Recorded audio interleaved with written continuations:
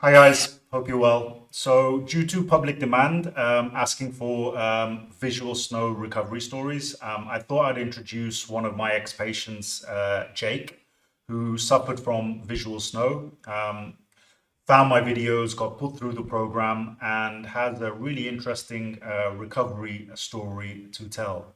So, without further ado, I think I'll pass it over to Jake, who can give us a bit of background on his situation and the process of how his recovery occurred. So, hi Jake, hope you're well. How you doing? Hi. Hi. Yeah, I'd love to tell my story. And kind of from the beginning, it was about 2 years ago when all this started to happen to me.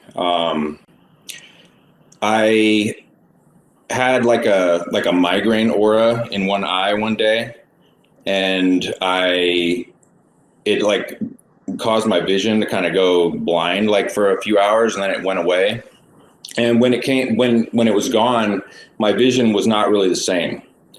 And like I didn't really know what it was. Like light was kind of just not looking right, and I had just a lot of weird symptoms. And so I went to a bunch of eye doctors, and they just kind of looked at me weird and didn't know what I was talking about. And I didn't know what it was, but I just kept going to these different specialists, had like a brain scan, and it just slowly got worse over like a course of a few months. Like it got extremely bad. And then I started to have all the symptoms of the static and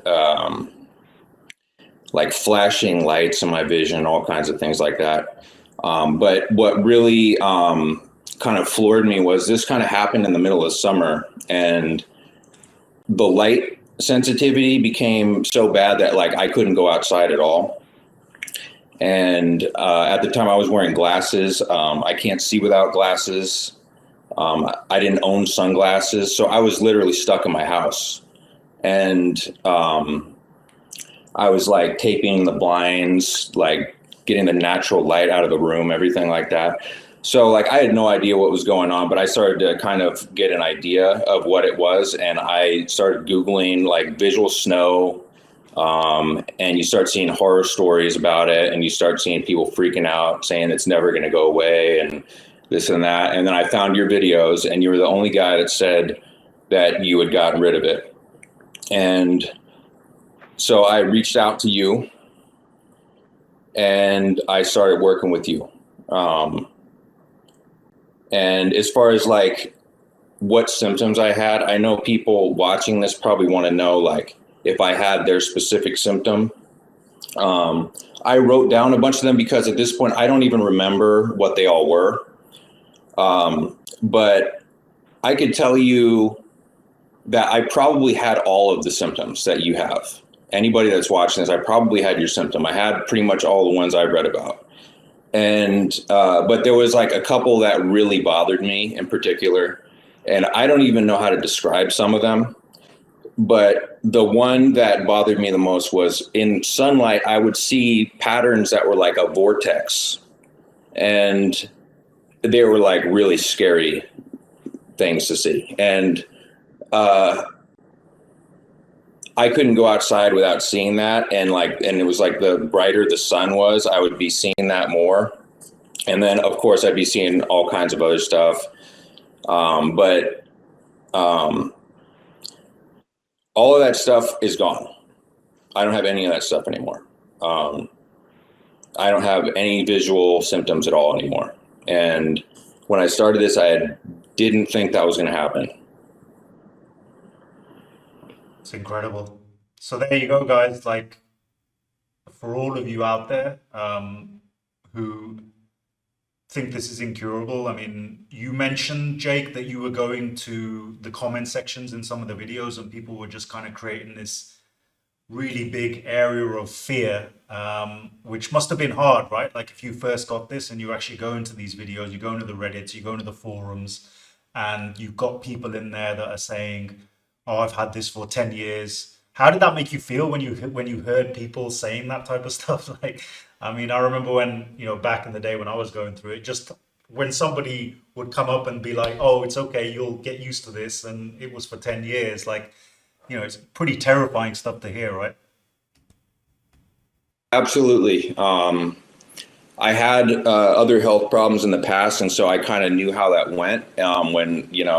When people say things like that, I've like just had other things where it's kind of been the case where it's been like really hard to, or like they just, stubborn kind of symptoms like that where doctors have no idea what to do. But yeah, exactly. I mean, when you start seeing something like that and they're telling you it's never going to stop, it's very difficult to try and imagine a future. Yeah, it's one of those, right? Like where when I mean I obviously found the groups originally as well. I went down the same kind of route, the Visual Snow Initiative. People know my story. I don't need to repeat that. But it's one of those things where you're listening to all these negative kind of testimonials, and that compounds the problem as well. I mean, I really believe in the law of attraction, right? And it's one of those things that you can manifest these situations as well. So the more that you feel like this is incurable, and the more people that you hear that from, that affects your nervous system, that affects your immune system, right? That affects your detoxification, that affects your cell danger response. All of these things get affected by things, but by people that you're just reading testimonials of on the screen. And this is what I always said, you do not know what situation these people are in, right? Like you don't know, firstly, if they're real. Secondly, what kind of situation they're in. Maybe visual snow is just part of a variety of things that they've got going on. So, that's what I would tend to say to people out there who look at these testimonials. I mean, if you're only focusing on people who haven't actually healed, then that's the manifestation that you're going to have in your brain. It's like when you look for a hotel review, you might have 10 hotel reviews that seem great, and then you'll have a few that are bad, but your mind automatically goes to the bad ones. And that's what tends to happen with a lot of these testimonials out there. And I often feel, I don't know with you, Jake, like the community of like people around visual snow, because it was kind of very rare. Like, how did you find the people that you were interacting with in these groups? Did you find it supportive, or did you find it counterproductive, like originally? I never have ever been in a visual snow group. Right. I've Okay. only like looked. And so I found when I found your videos, I heard you saying that. And so I Gotcha. avoided it. Good. And, That's my point. but I did run into people with visual snow in other ways. Just like in YouTube comments and stuff like that, and other like online communities, I'd found people. But it was very obvious. It's almost worse just Googling it and seeing like some doctor saying, "Oh, it's impossible to get rid of this," something like that. Yeah, And so say, well, what are my chances then? yeah, and I get loads of these messages. I mean, I get positive messages, but I also get a ton of negative messages as well of people saying, "Oh, that's bullshit. You can't cure this. I've had it for 10 years. You're talking nonsense, all that." And I'm like, okay, like it's almost like people after a while when they've been sick, they almost become salespeople for the disease, and you're kind of like, okay, are you actually trying to sell this shit to me? Are you actually trying to sell the fact that this can't be cured? Well, you know, I know it can because I cured myself. You're cured. I have other people on the program that have been cured, so it can be cured, right? It's just I have a feeling, a lot of people, because they have been sick for so long, and it's not their fault. Like my heart goes out to these people. But I just find the visual snow community can be relatively kind of toxic, and it's almost like crabs in a barrel, right? They don't want somebody to get out. They want people to kind of be in that environment and just talk about their issues. And I think that's where I'm doing a video on the Visual Snow Initiative. I don't know if you're familiar with those guys, Jake. Like, did you ever get in touch with the Visual Snow Initiative, or did you come across these guys at all, or not? I've never come across them, Yeah, so no. that's another benefit. So it was in your situation, it was great because you came straight to my videos, and I basically you knew that the rest of that stuff was bullshit, right? So again, the Visual Snow Initiative, another organization that people tend to go down and trust because they have pretty good marketing. But again, it's one of those things. It's the law of attraction. They kind of tell you that this can't be cured, and you need to wait for a cure to come out. You need to wait for them to do their research, and then maybe in a few years' time, they're going to have some. This is all absolute nonsense, right? And it's that creates the fear loop. So you have the people in the groups that are saying that it can't be cured, and then you're saying you've got the Visual Snow Initiative, which is the authority on this, saying that it can't be cured. So you've got people who are young, old, or whatever, actually going to these two places first, and obviously they get stuck in that loop, and their mind starts creating things, manifesting things, and they get stuck in that perpetual loop of fear. They continue to scroll these groups looking for one positive testimonial, but they just focus on the bad ones. They go to the Visual Snow Initiative and they see these visual snow warriors just talking about their symptoms, which again is just compounding the story that this can't be cured. But you see what I'm saying? Your situation was different, right? You avoided all that. So yeah, Jake, you wanted to add some stuff around the groups as well? Yeah. So just one thing I was thinking is, I've been better for a while now, almost a year, since about August of last year. And I now don't even want to go into those groups. And, because I've thought about doing it just to tell people I've gotten better. But I think I pulled up one of the main visual snow groups on Facebook, and they have a long description when you join, and it says people with visual snow have this abnormality in their brain and blah blah blah blah blah, and it's I'm not going into that group. Yeah, no, that's not what you want to hear. Yeah. Plus the fact a lot of these groups, I'm going to do a separate video on this, but the admins and the administrators of some of these Visual Snow Initiative groups as well, very, very interesting. But I'll do a separate video on that. Yeah, there seems to be a lot of stock in just keeping people sick. And it's not just visual snow, right? It's a lot of these different illnesses and groups out there can get pretty toxic. Because as I said, if you're in these groups for a long period of time, it becomes your identity. And you eventually, that becomes part of you. And you don't want to hear about people recovering because you've been in that situation for so long. You just want other people to sympathize. And, it's obviously, it's not like people haven't tried stuff. I'm not saying that, people within these groups aren't committed to healing, etc. All I'm trying to say is that there should be more focus on positive recovery stories, right? And that's why we're doing what we're doing, right? We're trying to give people hope. Let's say you're a young kid, of which I've had a lot of young kids join the program recently. We're talking teenagers. And I'm just looking at it from their perspective, it's tough enough, right? Being a teenager, then coming down with something like this. And then if you go first to those groups, you go to the Visual Snow Initiative, you must feel that your whole life is over, right? So that's why we're trying to do these videos. That's why, it's very kind of you to come on to share your story, because these are the type of people that we want to target so they don't fall into those traps and they have some optimism, they have some hope. So Jake, so you want to tell us a little bit more about, the progress then? So you came straight to my videos. I understand you did a few of the exercises from the videos, but then you wanted to have more of a deep dive, and we kind of put you on a custom plan based on your situation. So you want to talk a little bit about that? Yeah. So there was a video you made called Stop Choosing Fear. Yeah. That was really important to me because I was literally locked in my house when I saw that video.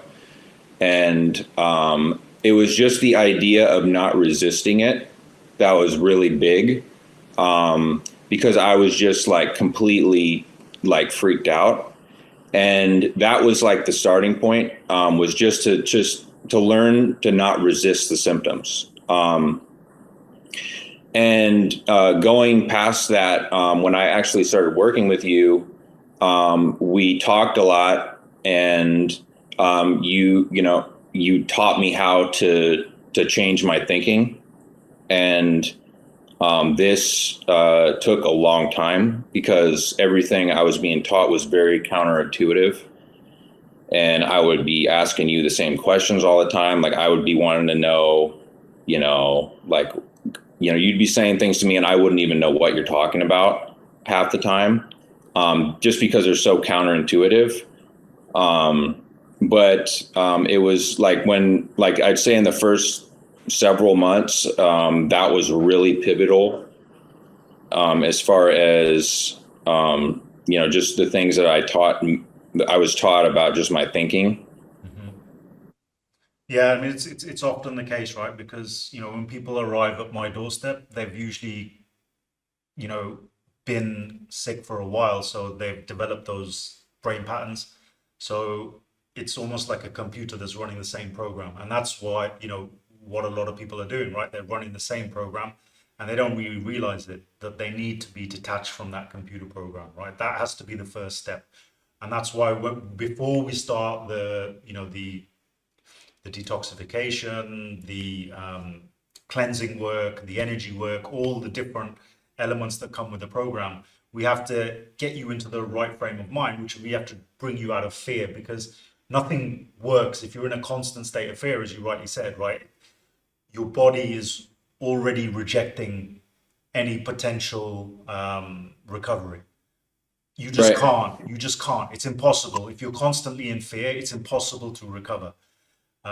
So this has to be a gradual process where I often say in my videos, it's almost like where you have a ski slope and your brain is just going down the same ski slope. Your thoughts are going down the same kind of road.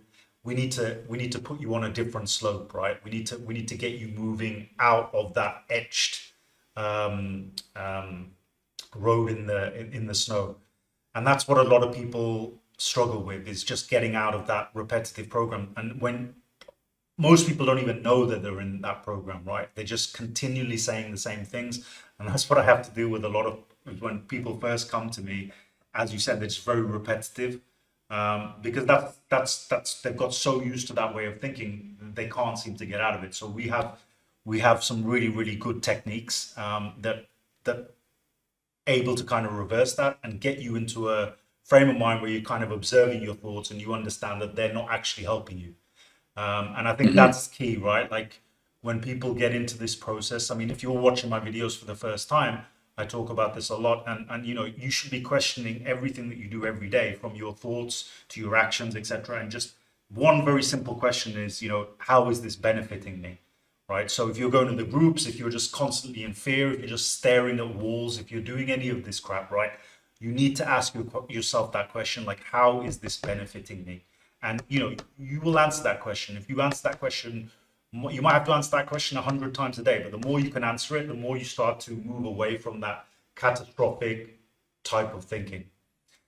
So yeah, so Jake, once we did the mental, then obviously we kind of do you want to talk to me about, like, when you started to recover, like how did that look? Because a lot of people ask me that question, right? Like in terms of, did your visuals start to go away quickly? Was it slowly? How did things start to progress, like by then?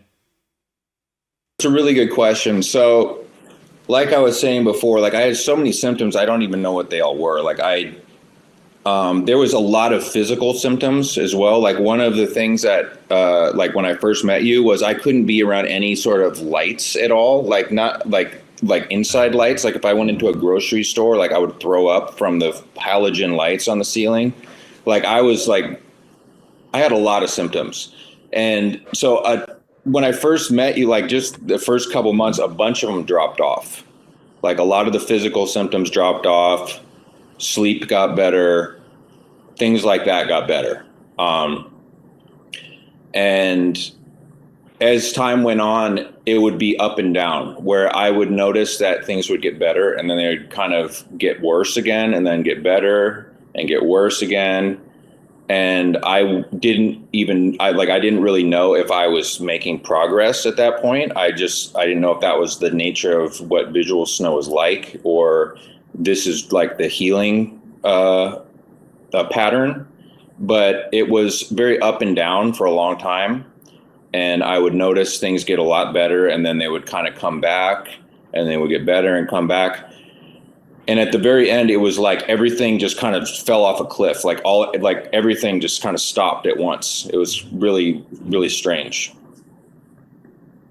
Yeah, I often tell people, who come into the program who are expecting there to be just a gradual improvement of symptoms. It never works like that. Healing never works like that.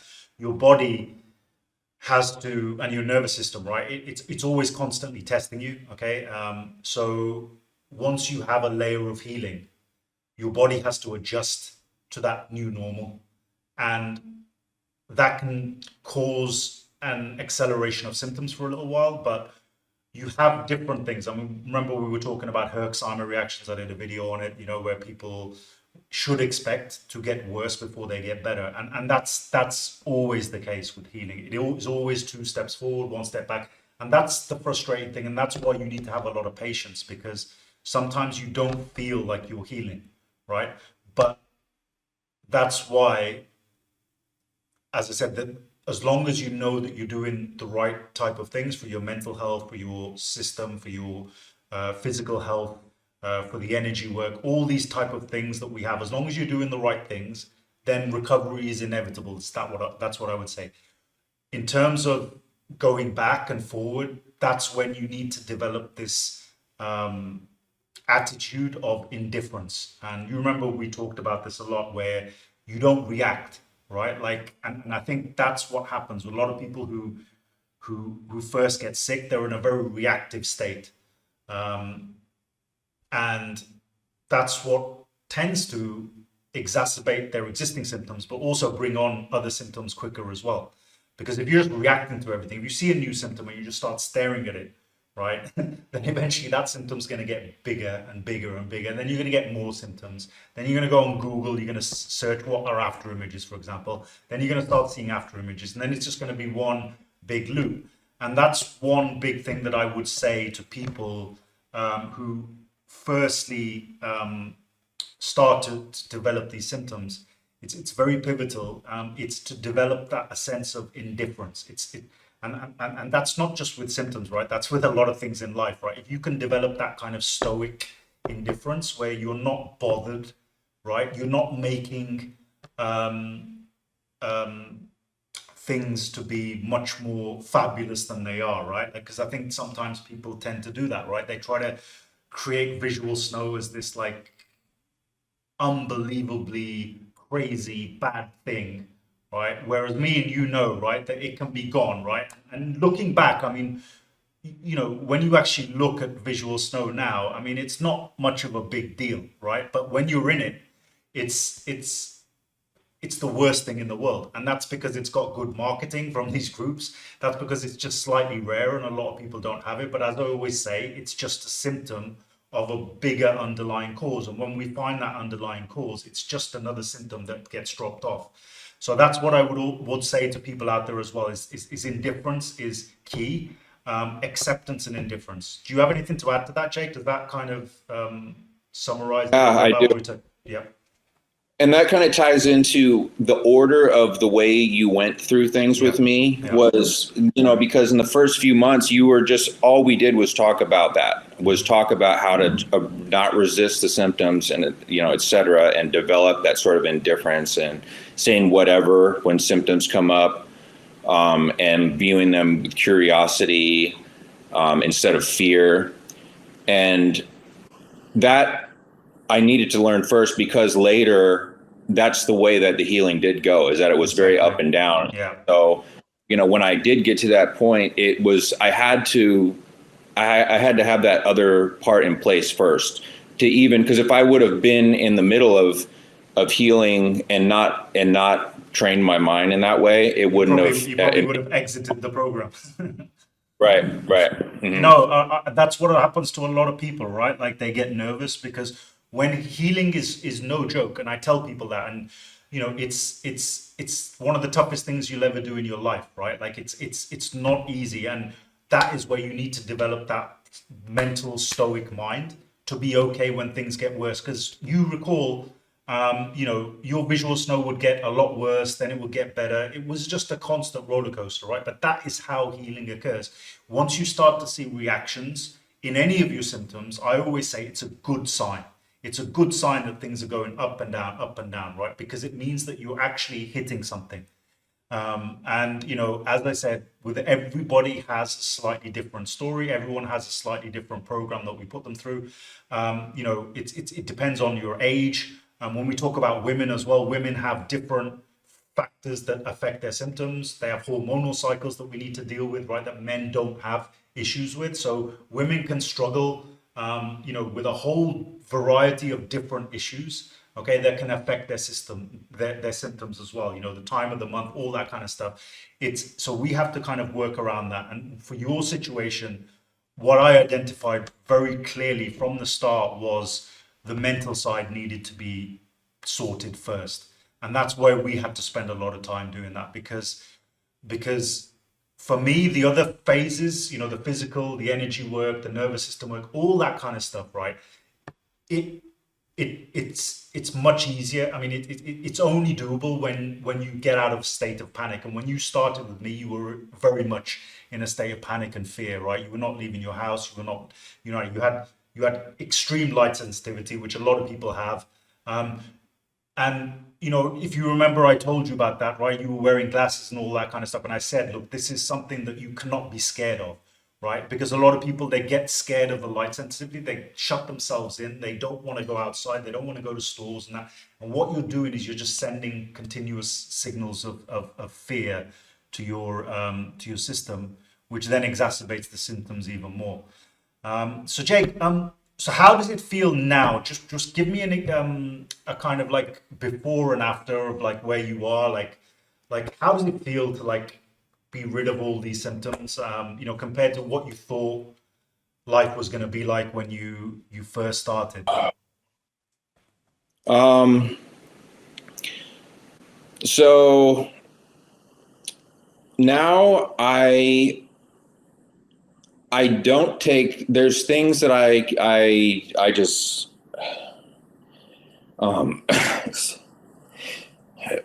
that's, I'm gonna get really emotional if you ask me that question. Yeah. Because if you can't see for like a year, years, and you can see again,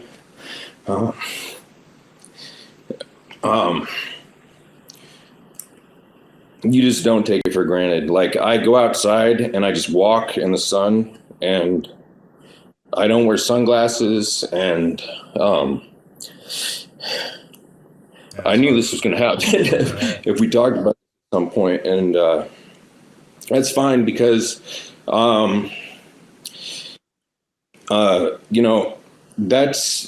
it's like absolutely priceless what I have now.